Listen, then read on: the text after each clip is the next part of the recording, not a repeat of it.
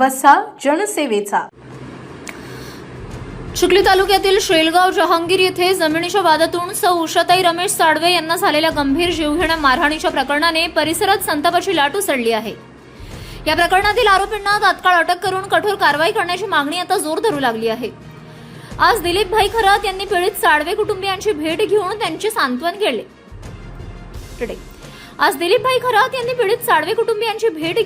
सांत्वन केले। यानंतर त्यांनी पोलीस प्रशासनाची भेट घेत आरोपींना 24 तासांच्या आत अटक करण्याची मागणी केली। जातीवादी मानसिकतेतून हा हल्ला करण्यात आला असून आरोपींवर कलम 307 अंतर्गत गुन्हा दाखल करावा, पीडित महिलेला तिची जमीन परत मिळवून देत तात्काळ न्याय द्यावा अशी ठाम मागणी दिलीप भाई खरात यांनी केली। इतकेच नव्हे तर सामाजिक कार्यकर्ते व पत्रकार प्रशांत डोंगरदिवे यांना फोनवरून धमकी देणाऱ्यावरूनही पत्रकार संरक्षण कायद्याअंतर्गत तात्काळ गुन्हा दाखल करून अटक करावी अशी मागणी करण्यात आली। जर प्रशासनाने वेळेत कारवाई केली नाही तर महाराष्ट्रातील सर्वपक्षीय संघटना, सामाजिक कार्यकर्ते आणि भीमसैनिकांना सोबत घेऊन पोलीस स्टेशनवर भव्य निषेध मोर्चा काढला जाईल। त्यानंतर निर्माण होणाऱ्या परिस्थितीस प्रशासन जबाबदार राहील असा थेट इशारा दिलीपभाई खरात यांनी दिला। यावेळी प्रकाशभाई धुदळे, सिद्धांतभाई वानखेडे, प्राचार्य पठाण सर, दिलीप काकडे सर, वंदनाताई वाघ, हिम्मतराव जाधव, प्रशांत डोंगरदिवे, संदीपभाई गवई, प्रकाश पाटील, अशोक खरात, सचिन भाऊ, परमेश्वर साळवे, सलीमभाई पठाण, राणा मोरे, अश्विन लहाने यांच्यासह शेकडो भीमसैनिक उपस्थित होते। City news.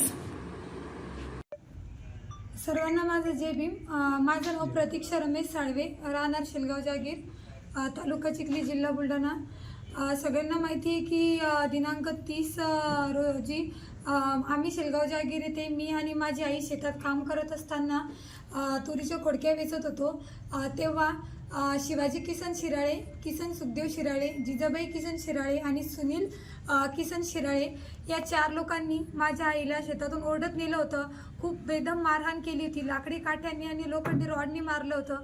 तिच्या गुप्त ठिकाणी मारलेलं आहे आणि तिची साडी वर करून बलात्कार करायचा प्रयत्न केला आणि मला सुद्धा खूप त्यांनी धमक्या दिल्या की तुझ्यावरही बलात्कार करतो आणि तुलाही तू कोणाकडे जाती तर जा, काय करती तर कर, अशा धमक्या देत जातीवाचक शिवीगाळ त्यांनी मला केली होती।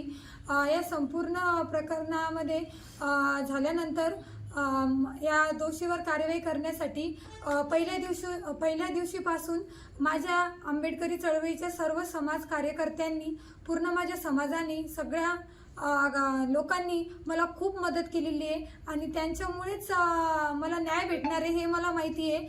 माझी विनंती आहे की 307 गुन्हा लवकरात लवकर दाखल झाला पाहिजे। त्यासाठी सगळ्या समाज बांधवांनी, सगळ्या आंबेडकरी चळवळीच्या सगळ्या कार्यकर्त्यांनी मला भरभरून मदत करा आणि माझ्या आईला लवकरात लवकर न्याय द्या आणि लवकर आरोपीला तात्काळ अटक झाली पाहिजे याचा पुरेपूर प्रयत्न करा आणि सर्वांना माझं जय भीम। धन्यवाद।